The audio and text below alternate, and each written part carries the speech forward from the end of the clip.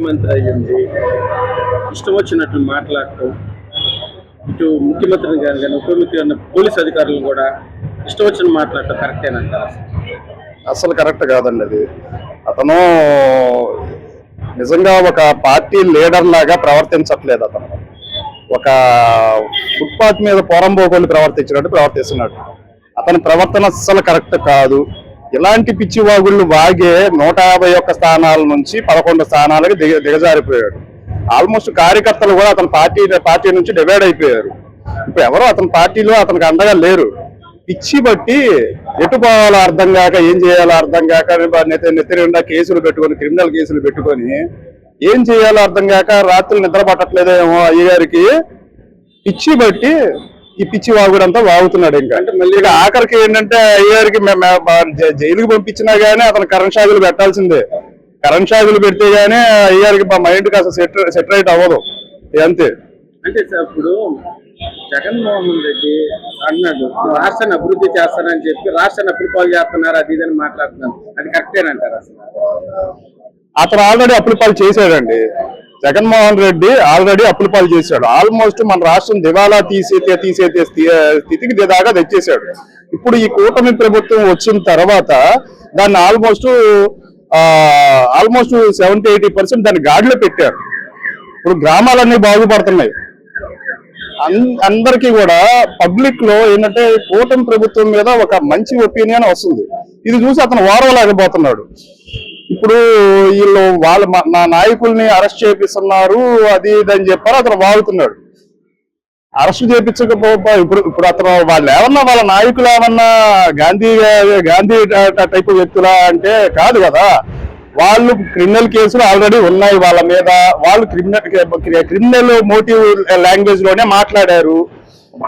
Almost ప్రతి ఒక్కళ్ళ విషయంలో బెదిరించినట్టు, కిడ్నాప్ టైప్ లో అతను వాళ్ళ మీద హత్యా ప్రయత్నాలు చేసే యాంగిల్లోనే మాట్లాడారు. వాళ్ళు ఆడవాళ్ళని పరమ నీచంగా మాట్లాడారు ఇళ్లలో. నువ్వు ఒక పొలిటీషియన్ అయితే నేను నీ వరకే మాట్లాడాలా, నీ ఇంట్లో ఆడవాళ్ళ గురించి నేను మాట్లాడకూడదు. వాళ్ళు ఇంట్లో ఉంటారు కానీ నువ్వు అలా చేయలా. ఇళ్లలో ఉండే ఆడవాళ్ళని, చిన్నపిల్లల్ని కూడా తిట్టించావు.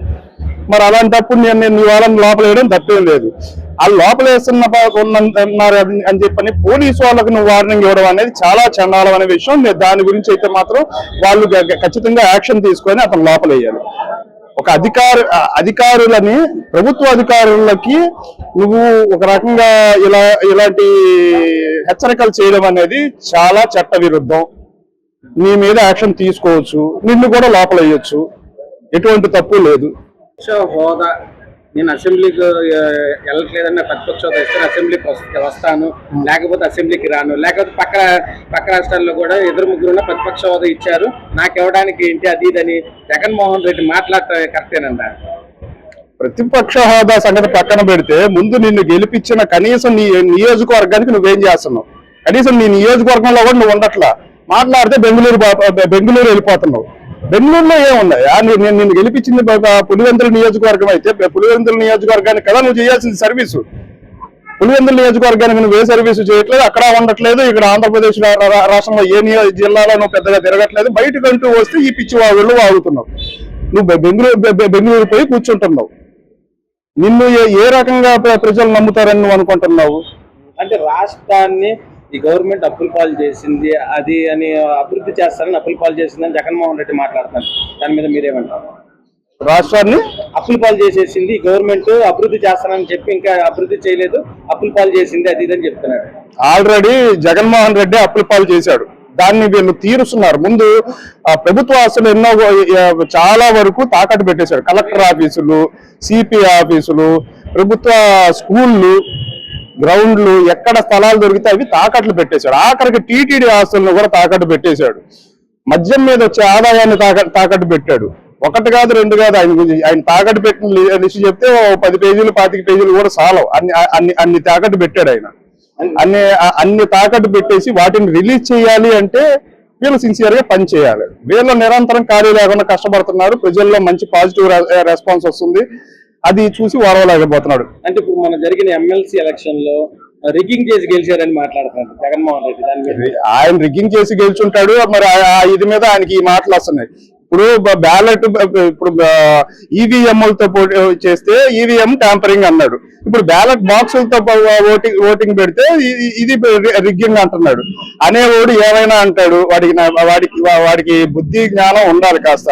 మరి ఈ ఒక మాజీ ముఖ్యమంత్రి అయ్యుండి ఇలాంటి గిగ్గింగ్లు అని మాట్లాడుతున్నాడంటే బహుశా ఆయన రిగ్గింగ్ చేసి గెలుచుండాలి. ఇక ఆ 151 స్థానాలు అవని, ఆ ఎంపీ స్థానాలు అవని ఆయన రిగ్గింగ్ చేసి గెలిచాడని అనుకోవాలి. ఇక వైసీపీ ఫీజు రియంబర్స్మెంట్ పై ధర్నా చేయడంపై మీ అభిప్రాయం? చూస్తుంటే చాలా నవ్వొస్తుంది వీళ్ళు చేసే కార్యక్రమాన్ని చూస్తుంటే. గవర్నమెంట్ వచ్చిన 9 నెలల్లోనే కొంతమందికి, మొత్తానికి కాదు కొంతమందికి వేశారు చంద్రబాబు గారు. ఇప్పుడు 50,000 వేయాల్సిన వాళ్ళకి 25,000 వేశారు, 30,000 వేయాల్సిన వాళ్ళకి 15,000 వేశారు. ఇప్పుడు రాష్ట్రం ఇప్పుడు గాలిలో పడుతుంది. నేను ఇష్టరాజ్యంగా అప్పులు చేసేసి వెళ్ళిపోయిన వ్యక్తి నువ్వు. అలాంటి వ్యక్తివి ఈ రోజు అన్ని సమకూర్చి మళ్ళీ ఎక్కడెక్కడ డబ్బు ఉంది, ఎక్కడెక్కడ మనం ఇదయ్యాము, ఎక్కడెక్కడ ఎక్కువ ఖర్చులు పడడం చూసుకొని ఒక పద్ధతిగా వీళ్ళకి ఈ రోజు ఇప్పుడు 15,000 వేసాం, తర్వాత ఒకళ్ళకి 25,000 వేసాం, నెక్స్ట్ మళ్ళీ టర్మ్ లో ఇంకో 2 నెలలు 3 నెలల తర్వాత మళ్ళీ గ్యాప్ ఇచ్చి వేద్దాం అనే క్రమంలో చంద్రబాబు గారు, పవన్ కళ్యాణ్ గారు, నారా లోకేష్ బాబు గారు ఒక దిశగా నడుస్తుంటే దాన్ని నువ్వు బురద జల్లాలని చెప్పి నువ్వు నిన్ను ఏదో మర్చిపోయారు, మళ్ళీ కుర్రాలను రచ్చగొడదాము, మన ఎమ్మెల్యేలు మన ఎంపీలు ఓడిపోయిన మన రౌడీ బ్యాచ్ వెళ్ళినా కూడా ఎవరు పట్టించుకోవట్లేదు. కనీసం నేను వెళ్తున్నా కూడా జనాలు అక్కడ స్పందించట్లేదు. కనీసం యువత మీదకి మళ్లించి యువతను రచ్చగొడదాం అనే ప్రయత్నం, బురద జల్లే ప్రయత్నం చేస్తున్నాం. ఎక్కడా లేదు. జగన్మోహన్ రెడ్డి ఇది గుర్తుపెట్టుకో. అసలు యువత గురించి మాట్లాడే నైతికత విలువ కూడా నీకు లేదు. ఎందుకంటే ప్రతి సంవత్సరం జాబ్ క్యాలెండర్ రిలీజ్ చేసావా నువ్వు? స్కాలర్షిప్లు ఇచ్చావు. నారా చంద్రబాబు నాయుడు 2014 నుంచి 19 వరకు ప్రతి స్టూడెంట్ కి, రేషన్ కార్డు ఉన్న ప్రతి ఒక్కరికి, అర్హులైన ప్రతి ఒక్కరికి స్కాలర్షిప్ ఇచ్చారు. నువ్వు ఎక్కడిచ్చావు? ఆ డబ్బులు తీసుకెళ్ళి నువ్వు ఎస్సీ, ఎస్టీ, బీసీలో తీసేసి ఆ లోన్ డబ్బులన్నీ తీసుకొచ్చి అమ్మఒడి పథకాన్ని పెట్టేసి, నానబుడ్డి అని పెట్టేసి ఆ డబ్బులన్నీ తీసుకొచ్చి ఎస్సీ, ఎస్టీ, బీసీలో డబ్బులన్నీ తీసుకొచ్చి ఇటు ఇచ్చి అసలు స్కాలర్షిప్లు ఎత్తేసి ఈ డబ్బులంతా ఇటు మళ్ళించావు. నీ సూట్ కేసు కంపెనీలకు మళ్ళించావు. నువ్వు స్టూడెంట్ల గురించి మాట్లాడి, విద్యార్థుల గురించి మాట్లాడి నైతికత విలువలు లేని వ్యక్తులు ఉన్నారంటే ఈ రాష్ట్రంలో అది కేవలం జగన్మోహన్ రెడ్డి. అంటే ఇప్పుడు నారా లోకేష్ గారు కానీ మొన్న అసెంబ్లీలో చెప్తూ మే నెలలో మేము తల్లి వందనం ఇస్తాము అని చెప్పారు. కానీ చెప్పినా కానీ వీళ్ళు ధర్నా నిర్ణయించడంపై మీ అభిప్రాయం? అవునండి. ఇప్పుడు మొన్నటి దాకా ఏమన్నారు? తల్లికి వందనం ఏది అని అడిగారు. ఈరోజు తల్లికి వందనం మే నుంచి ఇచ్చేస్తున్నారు కదా. మే నుంచి ఇచ్చేస్తే సక్సెస్ అయిపోద్ది. ఇప్పుడు నారా చంద్రబాబు నాయుడు గారు గవర్నమెంట్ ఎక్కడగానే వితంతువులకి, వృద్ధులకి, హ్యాండిక్యాప్లకి పెన్షన్ పెంచి 2,000 కూడా ఎక్స్ట్రా చేసి 3,000 ఉన్న పెన్షన్ 4,000 చేసిన ఘనత. దానికి మళ్ళీ 2 నెలలు బోనస్ ఇచ్చిన ఏదైతే ఇదే స్కీమ్ ఉందో అది ఎంతో సక్సెస్ అయిపోయింది.